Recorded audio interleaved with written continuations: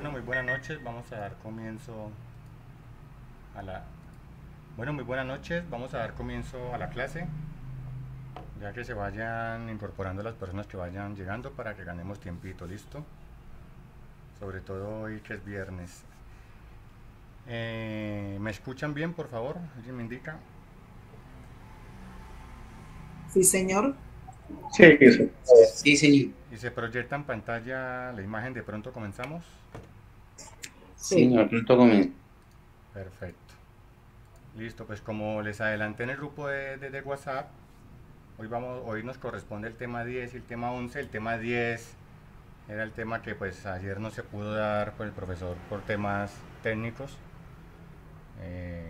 Entonces continuamos con el tema 10, que es sobre ciberseguridad, y a continuación veremos el tema 11.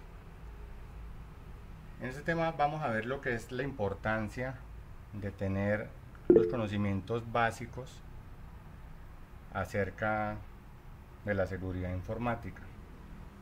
Sobre todo blindarnos a la hora de proteger los datos. Lógicamente vamos a ver todos los conceptos básicos y principales,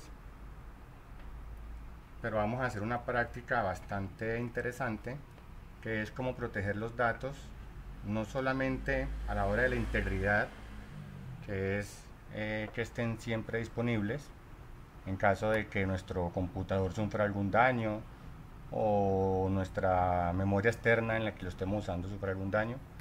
Hay una opción en la que el guardado es automático. Si yo cambio una coma en un párrafo sin necesidad de subir ese archivo, de ir a la nube, eliminar el anterior, subir el nuevo, automáticamente lo hace todo. Es una opción bastante interesante porque los datos siempre están ahí, siempre podemos perder la información por un virus en nuestro equipo, en nuestra memoria. Nos la pudieron haber robado con algún virus ransomware, como vamos a ver a continuación los tipos diferentes de virus que existen. Pero como lo tenemos en la nube, pues siempre hay la posibilidad de recuperarlo. Y como es algo, es una opción de guardado automático, que es lo interesante, porque pues la nube la mayoría de personas lo sabemos manejar. Pero lo que no sabemos la mayoría es que hay unas opciones bastante interesantes del guardado automático, de que si usted modificó cualquier palabra, cualquier texto, cualquier párrafo, cualquier título, automáticamente el sistema solito elimina el archivo allá en la nube y sube el nuevo. O sea, lo que está haciendo es un backup constante y automático, ¿no? Entonces empecemos por ver qué es la ciberseguridad. Pues todos sabemos que la ciberseguridad es la práctica de proteger los sistemas informáticos, las redes, los datos, como lo que estamos hablando, proteger todo esto de los ataques cibernéticos, ¿no? Estos ataques, pues como sabemos, ¿cuál es el objetivo de estos ataques? Pues siempre es robar datos, dañar sistemas, interrumpir servicios. Pero hay unos términos muy principales que debemos de tener en cuenta, en los que son los pilares de la seguridad informática, que son disponibilidad, integridad y confidencialidad. ¿Qué es confidencialidad qué es disponibilidad en el término, en el ámbito de la seguridad informática? La disponibilidad pues quiere decir que la información debe estar siempre disponible cuando sea necesaria. Un ejemplo de esta característica en la que se basa la seguridad informática es que haya siempre un plan de recuperación, como de lo que hemos estado hablando. En la mayoría de, de ejemplos, de investigaciones que uno encuentra, incluso en libros físicos, en bibliotecas de los años 90, años 2000, cuando encuentran, hay libros bastante interesantes en ustedes que de pronto son incluso bastantes más contemporáneos que yo, podrán saber que en las grandes bibliotecas hay información muy interesante sobre informática, y eso la mayoría de la gente no lo sabe. En la mayoría de información por estándar siempre ponen primero la confidencialidad. ¿Por qué he puesto yo la disponibilidad, el plan de recuperación? Porque nosotros nos vamos a basar en eso, en que nuestros datos no nos los roben, en que nuestros datos no se dañen, entre nuestros datos pase lo que pasa a nuestro equipo, que se nos perdió, se nos quedó en una cafetería, nos lo robaron, o por un virus del tipo ransomware nos están pidiendo una recompensa, siempre lo vamos a tener ahí. Digamos que eso es una de las prácticas primordiales y muy sencillas y de una manera gratuita que todos nosotros podemos hacer, y pues la mayoría no lo hacemos, ¿no? Y por eso es que muchas veces se me virució el computador, se dañó el sistema operativo, no arranca, a veces no pueden acceder a los datos sacando el disco duro, porque uno puede sacar el disco duro y conectarlo a un rack y sacar los datos, pero algunas veces estos datos se han encriptado y se han dañado por tema del virus ransomware. Entonces nosotros vamos a basar en un, digamos, no plan de contingencia, ¿no?, sino un plan de recuperación, la disponibilidad. Pero sin olvidar tampoco la integridad, ¿no? Que la integridad se refiere a la información que debe estar protegida para que no se modifique o se altere sin autorización. Un ejemplo de esta pueden ser, por ejemplo, las firmas digitales, que son bastante usadas hoy en día. Y por último, y no menos importante, la confidencialidad. Esto se refiere a que la información debe estar siempre protegida para que solamente las personas autorizadas puedan acceder a ella. Un ejemplo, las contraseñas fuertes. Vamos a ver en unos tips más adelante qué es una contraseña fuerte. Y lógicamente hay varios, como les decía ahora, hay varios tipos de malware. Eso sí, antes que nada, antes de explicarles los tipos de malware, me gustaría compartir un vídeo de unos compañeros de una agencia de México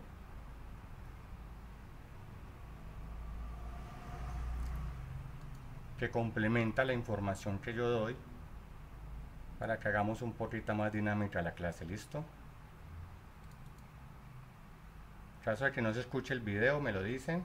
Seguridad informática. En los últimos años, la seguridad informática... Qué pena, disculpen, dura muy poquito, dura 2 minutos 40 segundos, no crean que los voy a incomodar con un video larguísimo, es simplemente que me pareció muy importante y pues dura bastante poquito. ¿Sí se escucha el video? Sí. Perfecto. Se ha convertido en un tema de interés. Vuelvo a empezar. Seguridad informática. En los últimos años, la seguridad informática se ha convertido en un tema de interés público.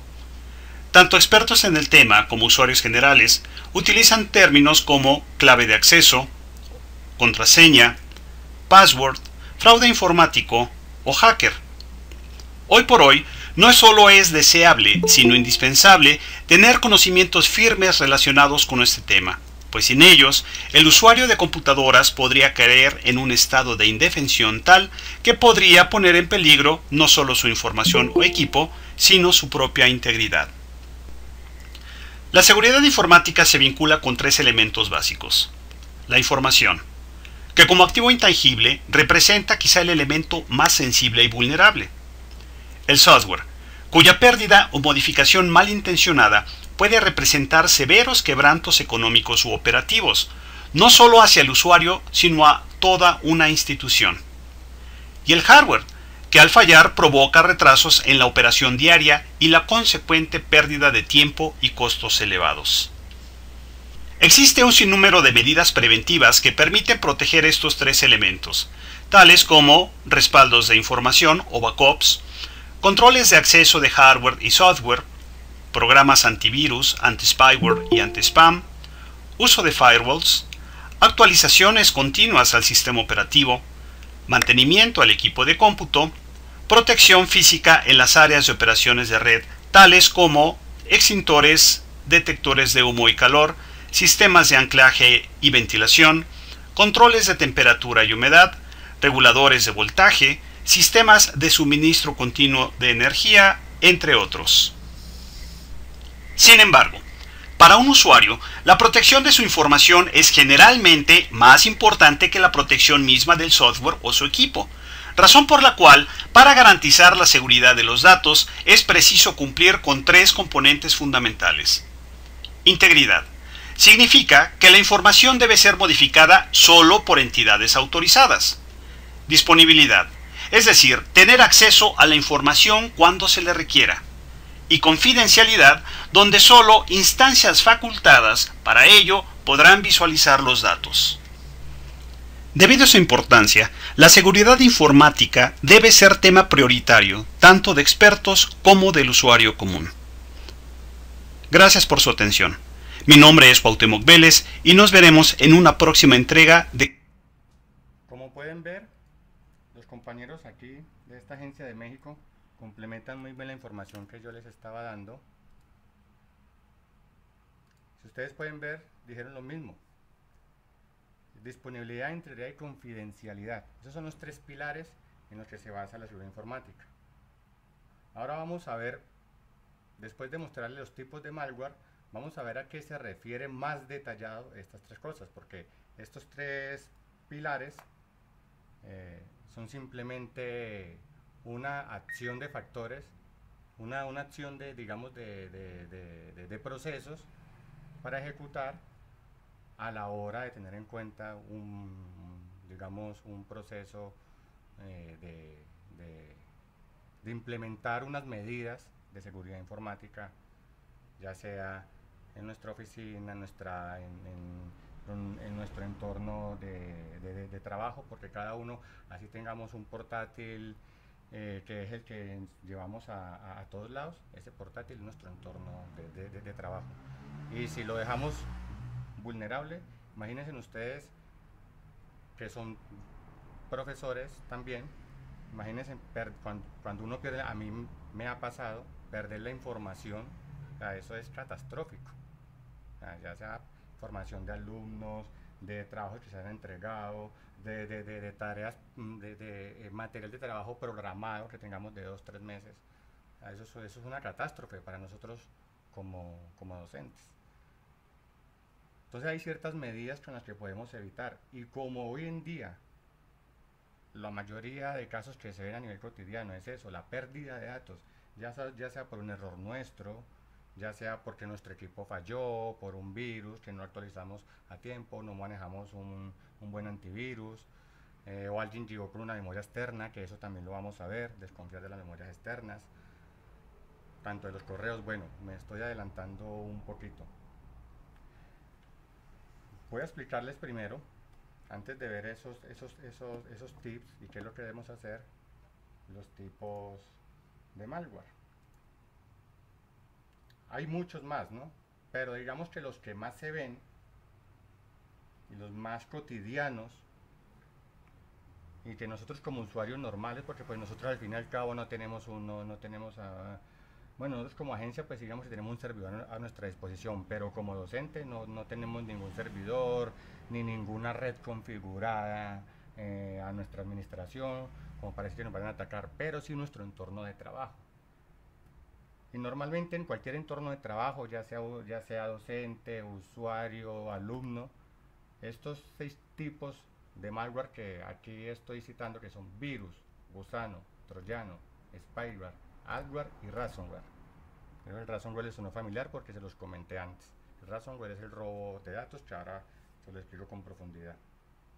Estos son los 6 tipos más comunes, entonces los que quiero incluir para no extender mucho la clase. El virus es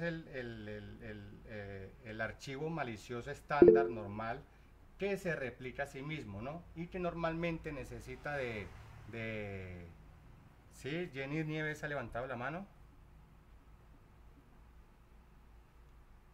Puedes preguntar cualquier duda, algo.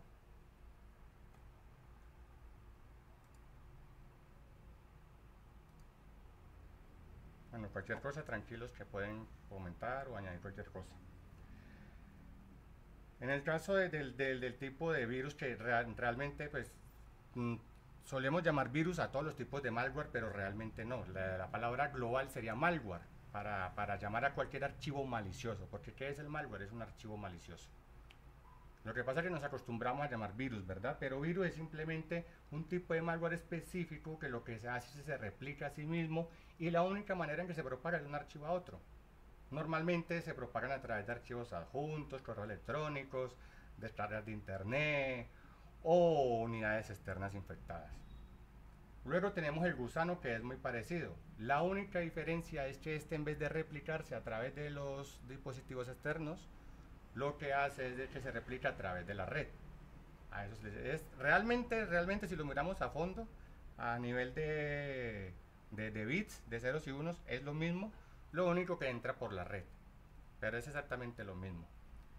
Aquí ya la cosa cambia con el troyano, porque es un malware que se disfraza, digamos, de un software legítimo, de un programa legítimo. Y estos pues se propagan de muchas maneras, pero normalmente son a través de los enlaces de correo electrónico o de descargas de las descargas que hacemos por internet, ¿no? Por ejemplo,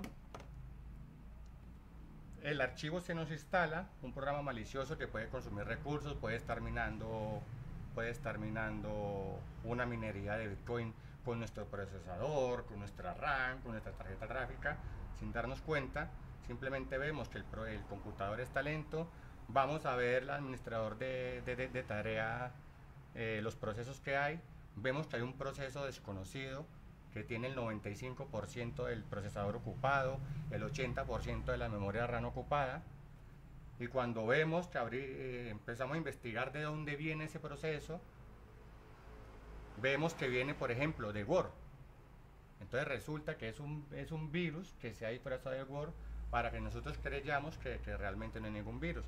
Pero a la hora de hacer un análisis con los respectivos antivirus adecuados, pues siempre dan con él y se elimina o se pone en cuarentena y todo vuelve a la normalidad en la mayoría de ocasiones, ¿no? En algunas ocasiones toca es formatear, porque por mucho que se haga la cuarentena y se limpie, a los 2 o 3 días vuelve y surge ese mismo problema de que hay un proceso, de que pone lento el computador. La mayoría hoy en día de los virus, antes era para promocionar programas, hoy en día eso es un 15%, 20% de los virus que hay en la red. Hoy en día la mayoría de los virus son para utilizar los recursos de su equipo, normalmente el procesador, la RAM y la gráfica, para minar bitcoins a kilómetros de distancia, a miles de kilómetros de distancia. Entonces normalmente hoy los virus no es que te dañen el equipo en sí, pero es imposible trabajar, y la única manera, pues, si no cuentas con un buen antivirus que te lo detecte, que tenga una buena base de datos, pues toca es formatear, y lógicamente haciendo una vacunación, ¿no? Hay que vacunar los archivos, porque pues si volvemos y hacemos un backup de los archivos, formateamos, instalamos sistema operativo y volvemos otra vez a utilizar esos archivos, pues lógicamente ahí va a estar nuevamente el malware.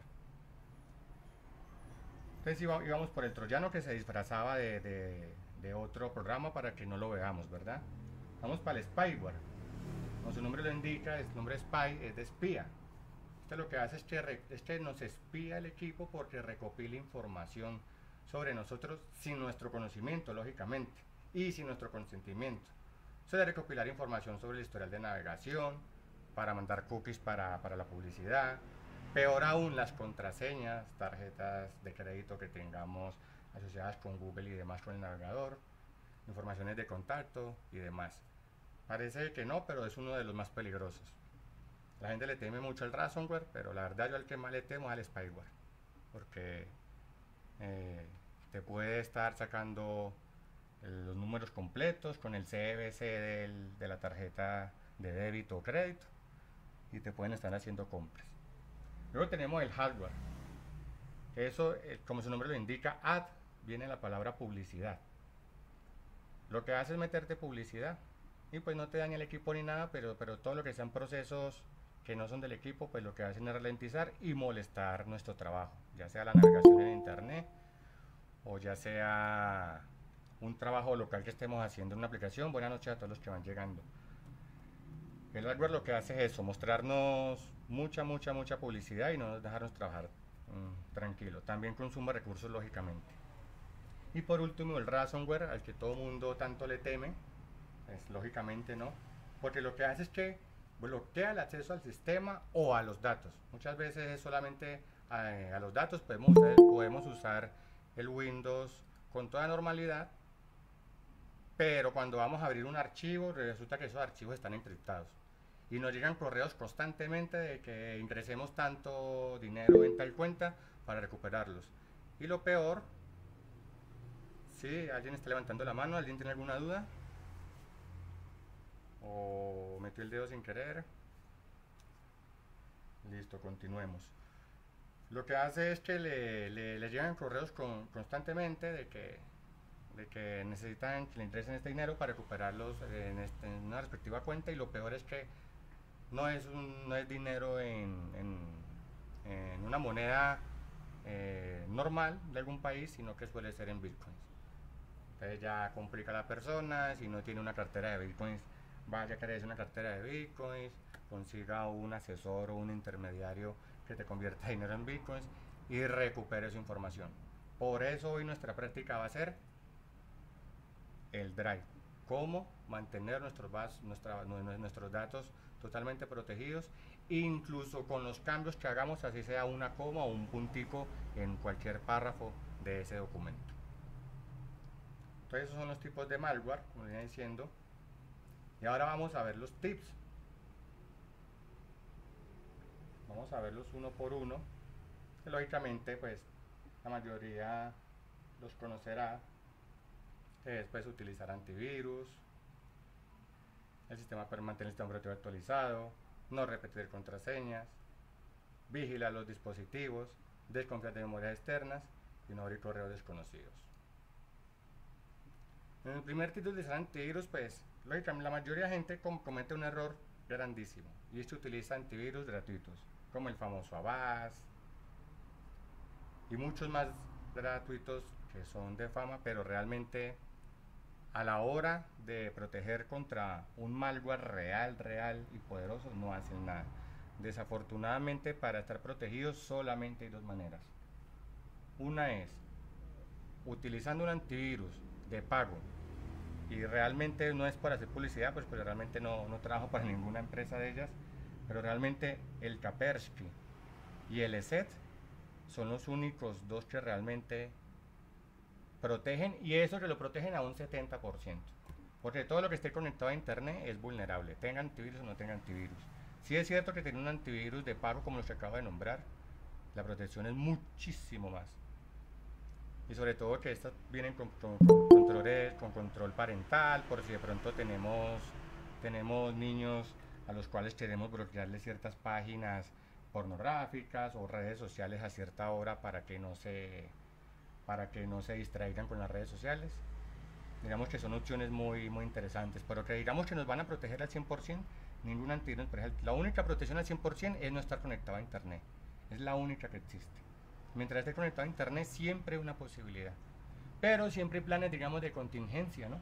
Como la práctica que vamos a ver hoy, de tener nuestros datos a salvo, ya sea que nuestro computador se dañe, como he repetido antes, que nos lo secuestren los datos por medio del ransomware, o que nuestra memoria externa donde tengamos nuestros datos la hayamos perdido, que nuestro computador nos hayan robado, cualquier situación en la que nos podamos ver envuelto, ¿no? Entonces es muy importante utilizar un antivirus. Yo les recomiendo, si van a utilizar un antivirus gratuito y utilizan Windows, pues lógicamente Windows, ¿no? Porque pues si alguien que utilice un sistema operativo aparte, que sea Linux o Mac, pues no utilizará antivirus.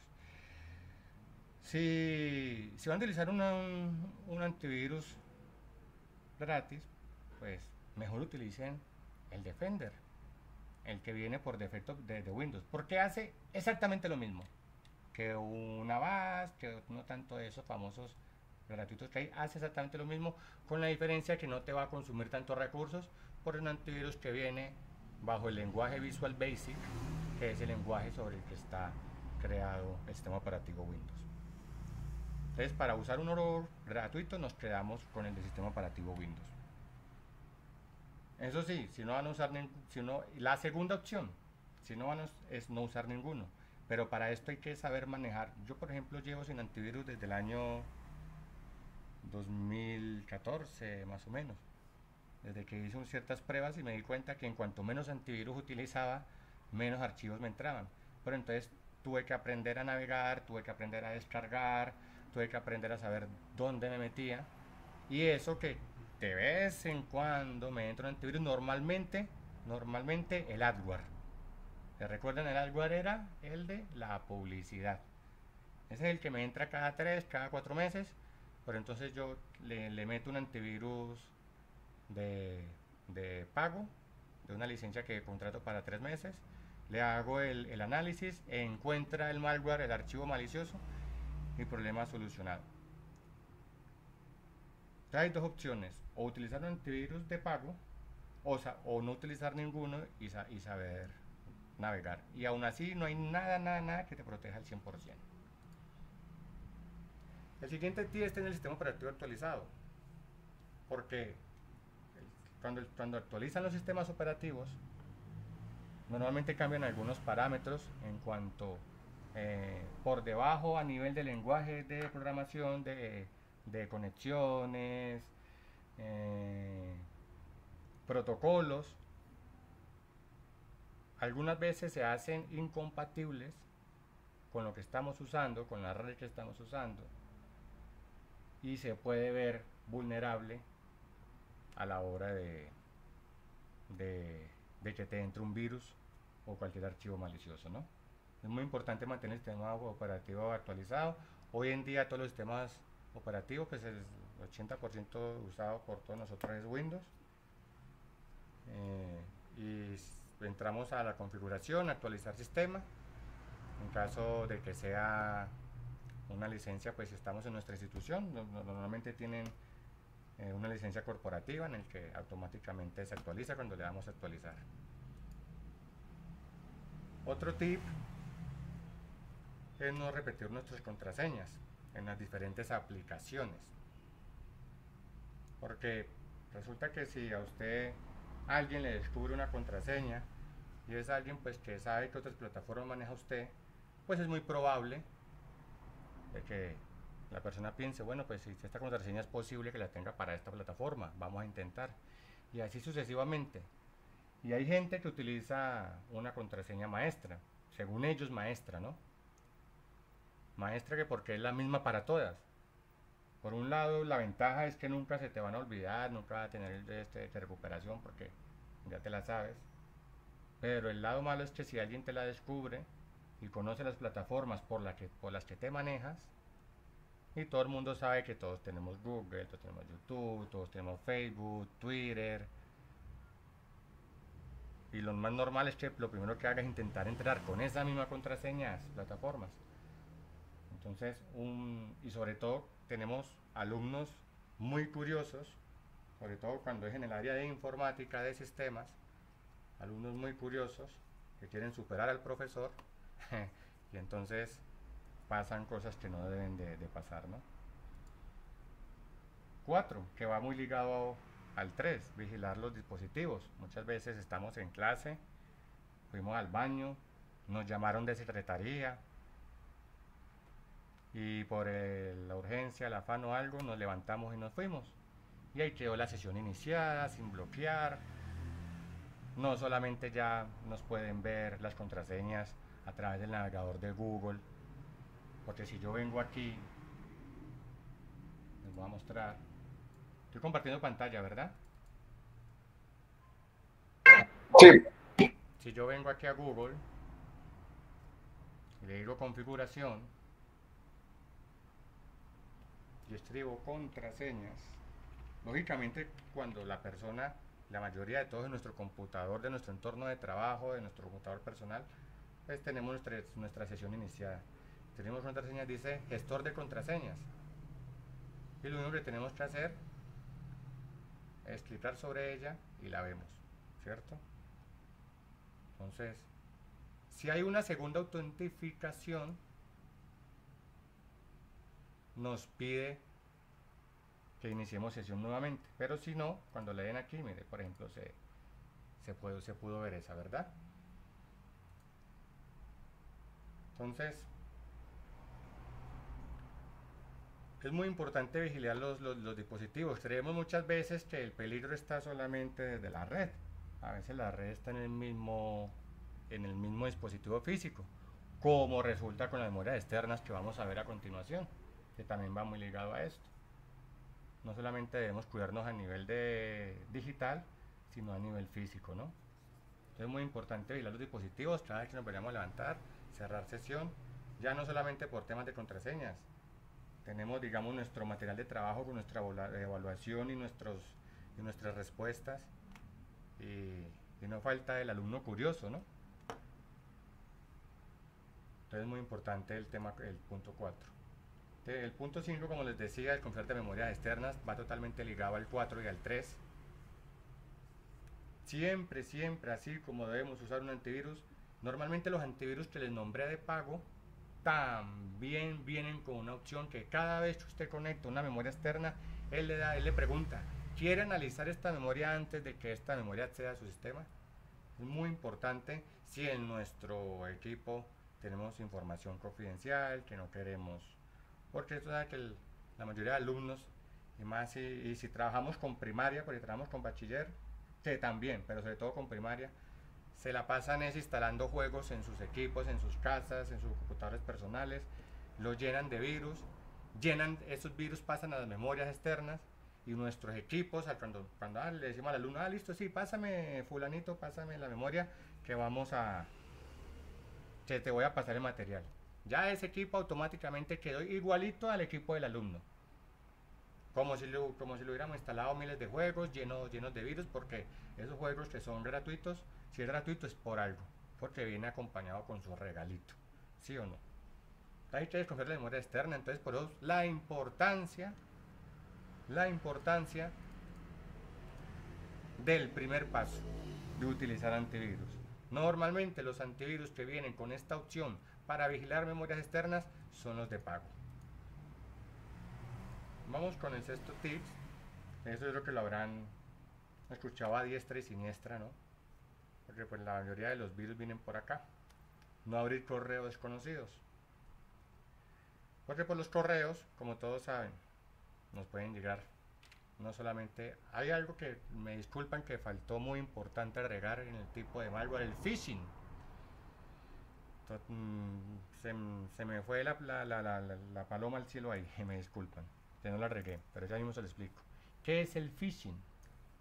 Es normalmente la mayoría de virus que viene por los correos. El phishing es la suplantación de una entidad, de una empresa, de una corporación a través de su página web. Lo que hacen es calcar la página web y se hacen pasar por ella, cambian un punto, un guión, una letra en el dominio que es imperceptible para nuestro ojo, y cuando le damos clic, por ejemplo, la mayoría de phishing se hace es con los bancos. Yo creo un ejemplo, ojo, un ejemplo, como esto está quedando grabado. Un ejemplo, yo creo una copia de la interfaz del Banco Bancolombia, y entonces con programación PHP y con Python hago un formulario que cuando me envíen por ahí el correo, los datos, pido los datos bancarios, y tengo los datos bancarios no para sacar dinero de un cajero, pero sí para hacer compras por internet. Y eso es una de las estafas que más se da, que recibimos mensajes, ya no solamente de WhatsApp, sino de texto. Ya incluso hacen marketing digital para hacer esas estafas. Recibimos mensajes de texto, sus datos deben de ser actualizados, por favor entre a este link y recupere su contraseña. Y entonces cuando usted va a recuperar la supuesta contraseña, te dice, por favor, ingrese su número, ingrese su CVC, ingrese su fecha de caducidad de la tarjeta. Usted le está dando todo para que compren por internet. Entonces el phishing lo que hace es que se hace pasar por otras empresas. No confundirlo por el que se hace pasar por otros programas instalados en el computador, ¿no? Es muy diferente a ese. Entonces lógicamente no podemos abrir correos desconocidos. Por abrirlo normalmente no pasa nada. El problema es dar clic en el archivo, en el enlace, sobre todo los archivos. Hay unos archivos que se llaman .bat, que también tuve que haberlo incluido en la diapositiva, pero también me lo explico. Hay unos archivos .bat que lo que hace es una automatización, o sea, aquí hay profesores de sistemas lo sabrán de lo que hablo. Lo que hacen es hacer una automatización de ciertos comandos, es decir, por ejemplo, hágame clic aquí en inicio, ahora hágame clic en todos los archivos, hágame clic en ejecutar este programa e infécteme todos los archivos. Un ejemplo, ¿no? Eso es un .bat. Normalmente como todos los virus, normalmente se crearon para otras cosas, para automatizar procesos, pero como todo, se utiliza son para fines dañinos. Entonces es muy importante en los correos desconocidos no hacer clic en ninguno. No es pecado abrirlo, pecado es hacer clic en cualquier archivo, cualquier enlace de cualquier correo desconocido. Es una de las maneras más es una de las maneras más concurrentes, más habituales por donde nos entran este tipo de malware, ¿no? Y por último, que es la clave el tema principal de nuestra capacitación del tema 10 de seguridad informática. No olvidemos de salvaguardar nuestra información en la nube, siempre y cuando sea con un proceso automatizado, porque muchas veces nos olvidamos de actualizar esos datos y muchas veces sí, nos protegió, nos recuperó los datos, pero fue pucha, es que yo no actualizaba ese dato desde hace un mes, ese documento. No me sirvió de nada la protección, porque yo necesitaba lo del último mes. Entonces, para eso la práctica que vamos a ver en los últimos 15 minutos, antes de proceder al tema 11. ¿Alguien tiene hasta aquí alguna duda?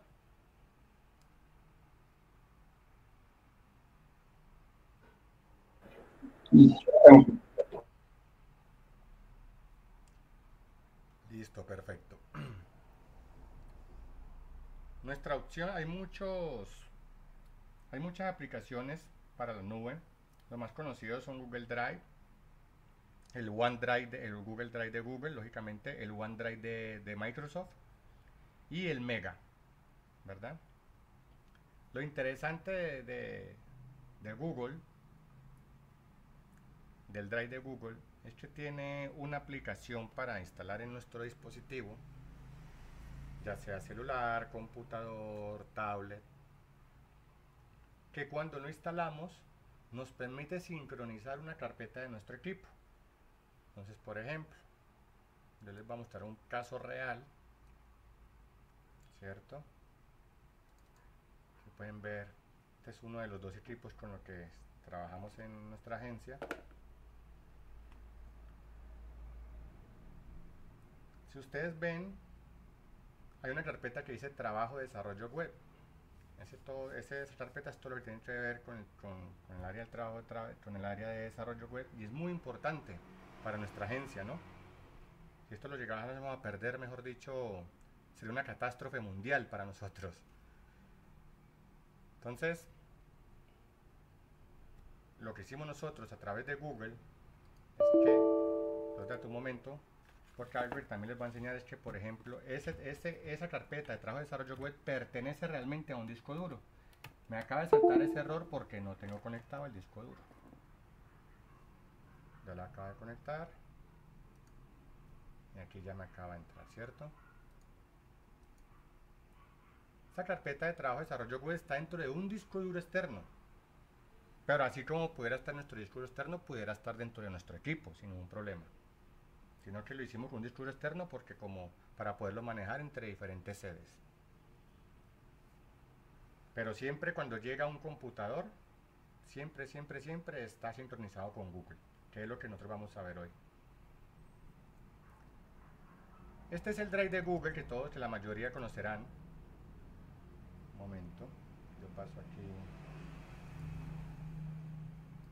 Se me perdió la pestaña esta. Para que no me haga efecto espejo. Paso acá. Este es el Drive de Google. Muchos ya conocerán. Vamos a dar un repaso rápido de creación de carpeta rápido, por si acaso hay alguna persona que no lo conoce, aunque yo me imagino que la mayoría lo conocerán. Pero vamos a hacer un repaso rápido en el que tenemos nuestra unidad. Dentro de esta unidad podemos crear carpetas. En cada carpeta y cada archivo nosotros podemos no solamente descargarlo, modificar el contenido para actualizarlo, que no es la práctica más adecuada, para eso es la práctica que vamos a hacer para que todo sea automatizado. Podemos compartir, si queremos, por ejemplo, una carpeta o un archivo. Vamos a decir, bueno, pues aquí en ejercicio, aquí en laboratorio 6, 7 y 8, en esta carpeta, estos documentos que tenemos aquí, capítulo 8, 7 y 6, queremos compartirlo con una clase. Solo tenemos que hacer clic derecho, compartir, hacemos clic en compartir nuevamente y él nos sale una serie de opciones, y como lo que queremos es un link para que todo el que tenga el evento, decimos cualquier persona con el enlace y le decimos copiar enlace. Y nosotros llegamos aquí, hacemos clic, hagamos de cuenta que hicimos clic en el enlace que hemos generado, pues lógicamente se abrió el contenido de ese laboratorio 6, 7 y 8. Y lógicamente podemos tener carpetas donde dice nuevo, ya sea subir un archivo para subir una archivo de la unidad, o crear una carpeta. En una carpeta normalmente pues para tener la organización, para tener la información más organizada.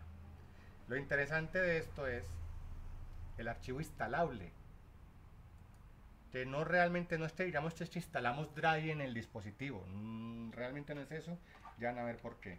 Nosotros entramos a Google y escribimos descargar Drive para PC. Si está en tableta, para tableta, y para celular, es lo mismo, ¿cierto? Miren que en la misma página de Google nos sale el primer resultado.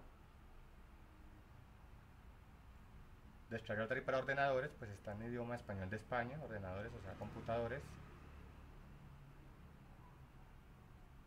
Yo ya lo tengo instalado, si yo le doy, me va a decir ya lo tengo instalado, pero entonces no hace falta que lo desinstale para mostrarle la opción interesante. Una vez que lo hayamos instalado, o sea, todas las explicaciones de Google son muy sencillas. Siguiente, le decimos la ruta, o si no por defecto, que es en el disco C. Siguiente, aceptar, y él se instala. Una vez que se instala, él nos muestra esta pestaña. Entonces él nos dice, aquí ya como pueden ver, él nos dice añada la carpeta que quiere sincronizar. Elija una carpeta de tu ordenador para sincronizarla con Google Drive, o crea una copia de seguridad de ella en Google Fotos. Lo ideal es pues una carpeta del equipo o de una memoria externa. Lógicamente, si vamos a utilizar una memoria externa, un disco duro portable, como yo lo estoy haciendo en estos momentos, lógicamente debe estar conectado y que el equipo ya lo haya elegido, ¿no? Que ya nos aparezca aquí. Por ejemplo, aquí en me aparece Felipe Portable, ese sería. Aquí ya me aparece el de trabajo de desarrollo web porque ya esto está, pero a usted le aparecería esto vacío, simplemente añadir carpeta. Es muy sencillo, lo único que tienen que hacer es añadir carpeta y elegirla. Es lo único que tienen que hacer, y seleccionar carpeta, hacer clic. Y automáticamente, todos los documentos que estén ahí, en el momento que ustedes modifiquen un punto, una coma, cualquier cosa insignificante, automáticamente el sistema solo se encarga de subirlo. No sé si tienen alguna duda. Yo creo que esto era algo pues que teníamos que ver en esta capacitación, porque es muy importante mantener nuestros datos. Yo sé que este tema era extenso, ¿no? Nos fuimos casi a la hora. Ya el tema que viene es el tema 11 sobre cómo detectar el plagio en los trabajos de nuestros estudiantes, ya sea copiando y pegando el texto, ya sea a través de un archivo de documento. Pero este tema era bastante importante. No sé si alguien tiene alguna duda. Claro.